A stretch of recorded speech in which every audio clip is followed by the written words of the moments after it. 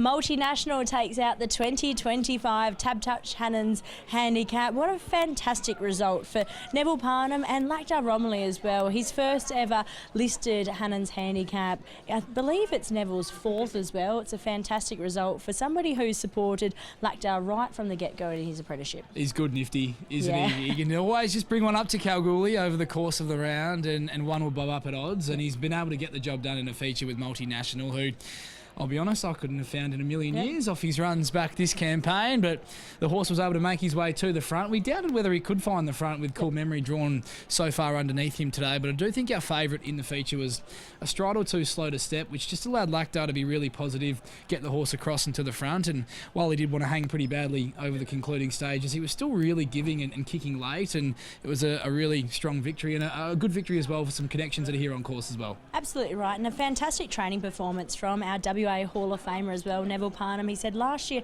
he just wasn't right. He was sore post the race, didn't go very well at all, and was able to get him right today. And fantastic result. They're in the winners bar now, enjoying that. But we have got one more race here to be run and won on the Kalgoorlie Boulder Racing Club Hannon's Handicap Day. It is the SpudShed Kalgoorlie Handicap over the 1200 metres. We'll kick things off straight away here, Riley. The one is Fire the Guard. Did fly this preparation up in Broome. Had a start here at Kalgoorlie only 25 days ago. Holly Nottle aboard and Rob Galberti trains. He was good last start, and he had a good campaign up in Broome as well, as you mentioned, Tess, and I think that last start run was the best form race for this final event on the program. He ran third behind Twist of Gold, was beaten 4 lengths at the finish, but I did think he was still fighting on over the concluding stages. That was in 58 plus company. Now he finds himself dropping back in grade to a Class 2 here this afternoon. Gets Holly Nottle on, who, as we know, has been in some really good form early in her apprenticeship, who takes off the 3 kilos.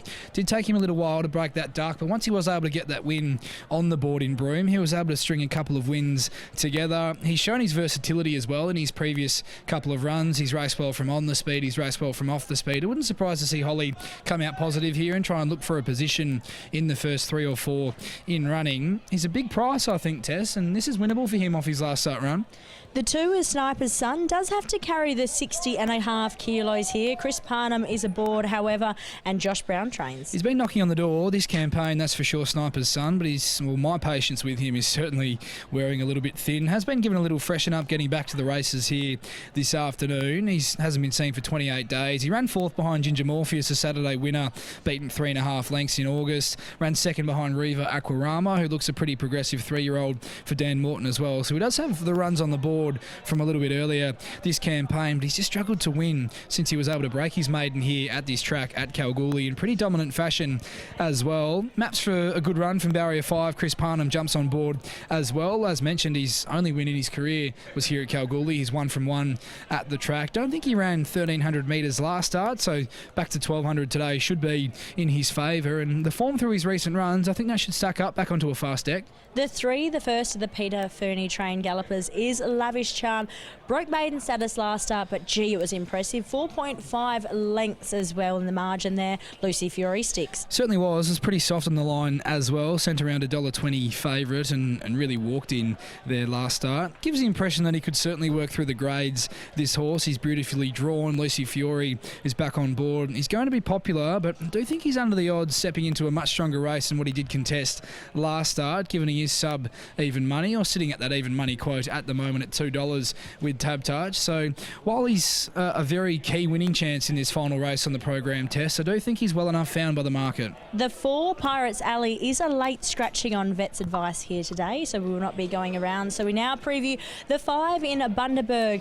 Was impressive as well, breaking maiden status 4 starts ago at Pinjarra now. However, Darren McAuliffe, Brad Parnham. He was, and he brings the right profile to the races here today. He's a 3-year-old. He's going to position himself right up and over the speed, and he's shown glimpses of real quality ability over the early stages of his career. He was a dominant maiden winner, as you made mention of, at Pinjarra. That wasn't a soft 7 surface though, and he did handle the conditions very well, defeating Bullet and Bow. Went off the boiler a little bit from there. Was I guess unruly the way that he raced in a 3-year-old plate on a Saturday. Ran 5th in a Class 1 where he just had to do too much work and they went too hard 2 starts ago. Then last start ran 2nd behind Girls on Fire.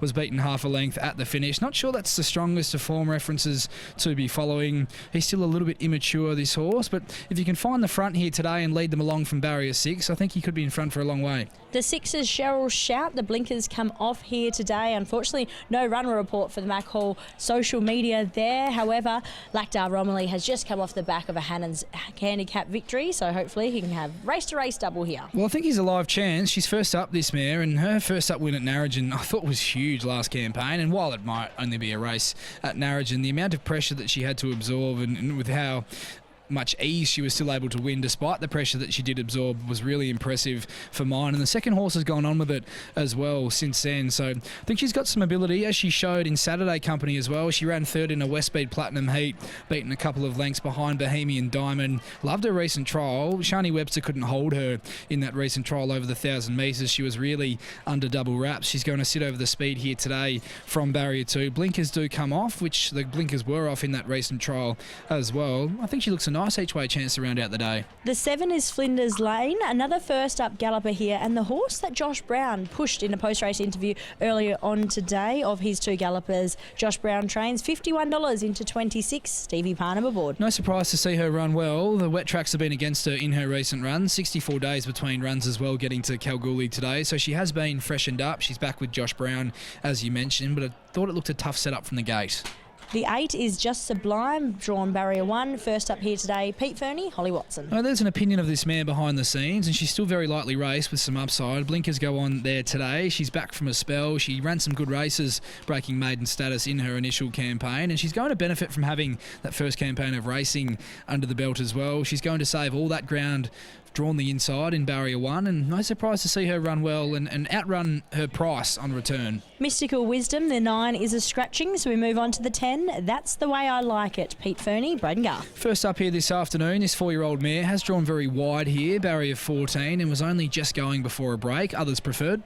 The 11 is Safe Rapper, another first-up galloper here today. Earmuffs on for the first time. Helen Harding, Zephyr Johnston Porter. Likely just getting prepped up for the upcoming Esperance season here, Tess. Doesn't have any fresh form to his name, Safe Rapper. Can't map him from the gate and think he's likely to need the run. The 12, one of the outsiders in call time, Ricky Brown, Alex Hearn. She's been a consistent performer this campaign. She's run some good races into the placings, but she has lacked that killer blow at times, and I think the draw is a blow to her winning chances here in the last. She gets a senior jockey on board in Joey as a party, which is a positive, but for mine, her best runs have been on rain affected. The 13, Blitz and Babe for Pete Fernie, Rocky Chong.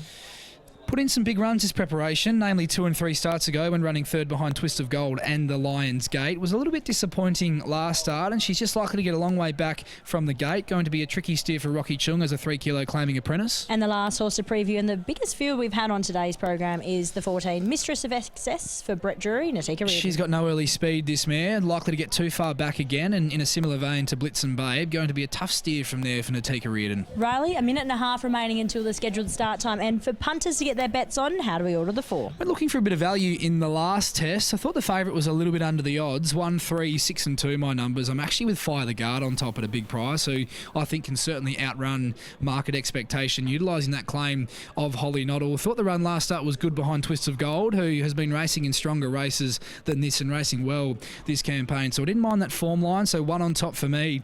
From the 3, Lavish Charm, deserving favourite I think, but is under the odds at the price. The 6 in for third in Cheryl Shout. Love that recent trial, and her first up win at Narrogin last preparation was terrific.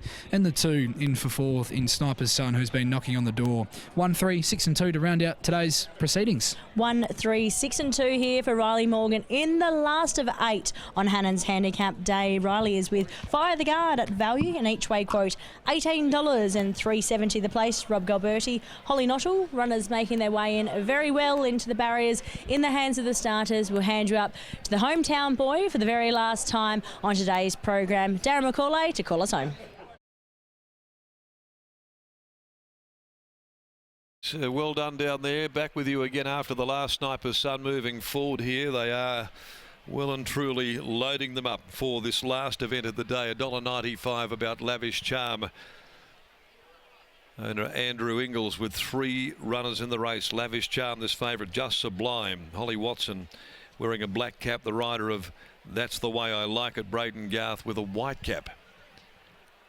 And there's still about 4 or 5 left to move in. Pretty much an on-pace dominated day. 5 of the 7 so far have been in the first 2 in running. We've seen a couple.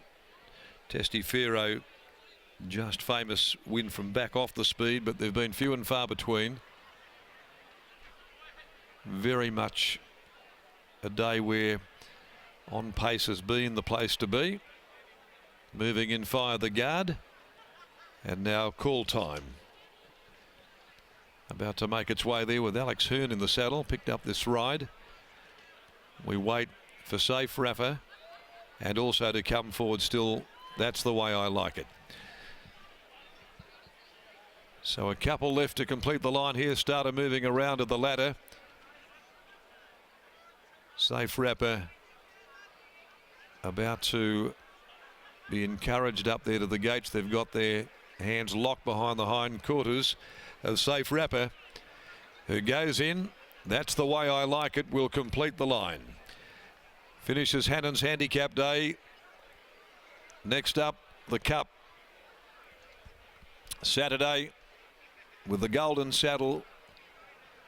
Oh, they're off, they're racing. Patchy kind of a start. Now one of the first to get going, Bundaberg, but going through here is the favourite looking for the lead, Lavish Charm.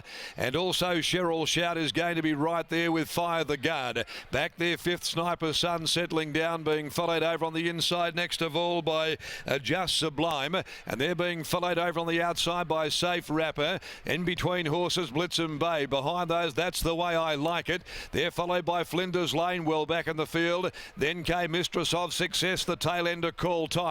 By the 600 they come. Down the side, the favourite shows the way, Lavish Charm. A length and a half in front, Bundaberg. 1.5 away, then Cheryl Shout. Down on the inside of Fire the Guard as they come to the turn from Sniper's Son. Then came Safe Rapper. And back on the inside next to the head of the others, Just Sublime. At the top of the straight though, Lavish Charm had kicked away from them. Set up a big break. 200 to go, Lavish Charm. Just running around a little by 2.5 to Cheryl Shout. Lavish Charm though with 100 left to go has got them absolutely done to a dinner, and the favourite pulls away with an effortless win, and another leader wins. Goes down Lavish Charm to beat Cheryl Shout, getting right up on the rail, Just Sublime for 3rd.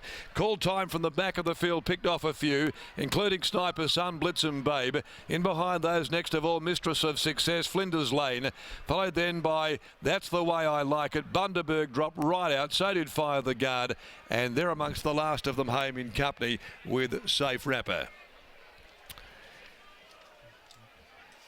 Well, that was a very, very easy way for Lucy Fiore to round out a big day.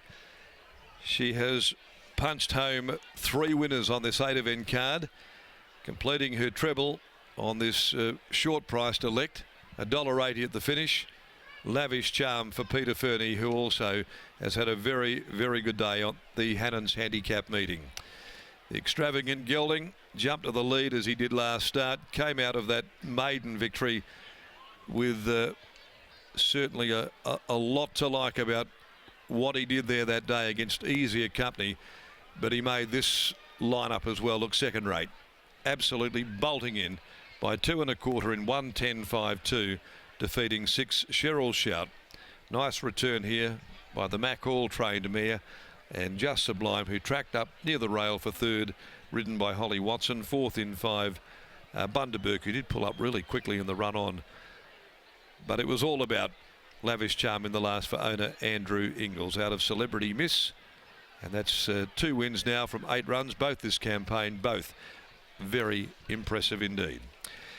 Okay, let's go back to Tess, who joins us down in the yard after another dominant all-the-way winner, and that made it, I think, 6 of 8 in the first 2 in running have got the job done. 4 leaders have won here this afternoon, so there was a sense of predictability about this winner in the last test.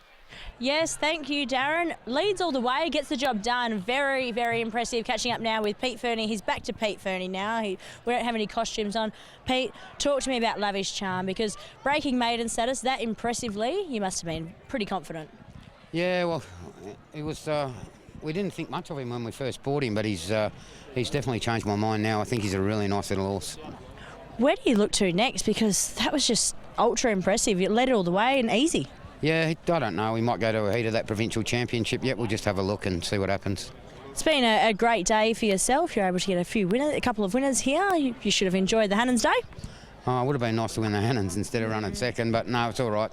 Can't be whinged too much. It was a huge run, but enjoy the night. We've got the Kalgoorlie Cup as well. Sentimental Hero, how's things there? Yeah, all happy at the moment. Very good. Really happy with him. Best of luck on Saturday. Enjoy the day. Enjoy the night tonight. Thank you. There's Peter Fernie. We'll grab a word with Lucy Fiore. Pete, very happy with this galloper. Riley, very impressive, able to frank that maiden form as well. It's very hard to go back-to-back after breaking through at maiden status. Certainly was. Very impressive win, Tess, and seems to have really just started to put it all together now off a break and being brought back into work this time in and thriving, being ridden for speed as well. We've previously seen him ridden a bit further off the speed. I'll grab Lucy for a quick word. It's been a big day after the last. Lucy, that was the win of a progressive horse, so you'd anticipate could work through his grades here on the Goldfields? Yeah, for sure. His maiden win was great. I was lucky to pick it up. Pikey didn't want to come today. But yeah, sincere job. Feels like a real fast horse. Like that just felt like I could have gone a lot faster and been a lot further out in front. So yeah, it feels like he'll be a nice horse. Preparation's gone by. He's been a horse that has been ridden a bit more neutral and ridden for cover, but today he was able to find the front and really put them away. Was it always a plan to come out positive and try and lead on him?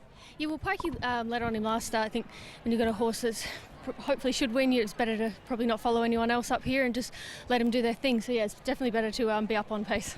Post-Mongol Derby seemed to be settling back into normal life and jockey life very well. Yeah, it took a week or two. I had travel blues for a bit, and I had to slap myself around and say get back to work. But reality's pretty good, so it's good to be back.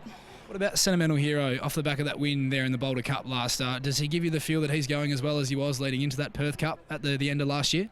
Yeah, for sure. Obviously, the only query is the weight. Like, obviously, he went super, and he's a big, strong horse, but there's horses that have 6 kilos and 6.5 kilos less, and that does take its toll over the trip. So I'm sure he'll be running a good race, but whether the weight gets us in the end, we'll find out Saturday. Well done there, and congratulations on a big day. Thank you.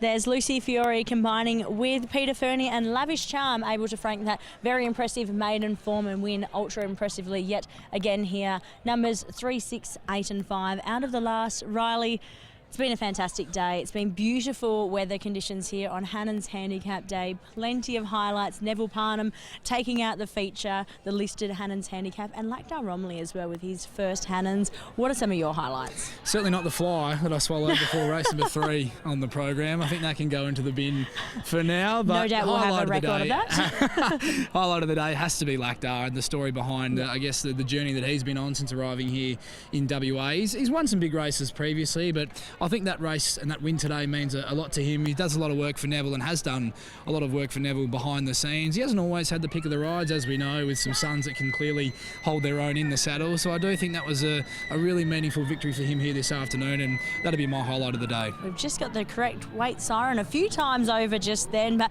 it's been a fantastic day of racing here. Saturday, we've got the Mora Cup, which is very exciting. You'll be there? I'll be at Mora, yes. I'm really looking forward to that, but you'll be here. It's Kalgoorlie Boulder Racing Club. It's Cup Day, but very excitingly as well, it's the inaugural running of the Golden Saddle race, the $1 million slot race as well. What are you liking on Saturday? I can't wait. It's going to be a cracking inaugural edition of that Golden Saddle. As you mentioned, we've got a seasoned campaigner who knows his way around this place as well, and Magnificent Andy at the head of that market. But I'm really looking forward to seeing how a number of these other runners measure up. Twain's Angel first up. Yonga Lass, she's been trialling well leading into the weekend. And even a horse like Final Siren, who I made mention of on the Races WA podcast yesterday. I'm looking forward to seeing whether he can match it with some of the best sprinters that we have here in WA, and I'm hoping for connections and for the Bayliss team that can be the case, and that he can measure up there on Saturday, and that hopefully he's a horse that's only getting better with age. It's going to be a cracking contest, but it does look to be Sentimental Hero and Starry Heights as the two in the Cup. Starry Heights looking for back-to-back Kalgoorlie Cups as well, but I do think it's advantage Sentimental Hero, especially after the barrier draw. Starry Heights likely to find his way a long way back in that field, and the horse that was able to win that Boulder Cup, Sentimental Hero, out in front bowling along. He's certainly going to give him something to run down, and he's going to need to be very good to run him down, I would think, off the back of that last start performance. Absolutely. Hopefully we can dress up Pete Fernie again if he is able to take out it was all happening here today, the wasn't it? 2025 Kalgoorlie Cup, but it has been a brilliant day here on course, and no doubt there'll be plenty of happy patrons, punters and spectators and connections all alike as well tonight. That's all we have time for, however, so tune in on Saturday. It's set to be a brilliant day of racing here yet again in the West.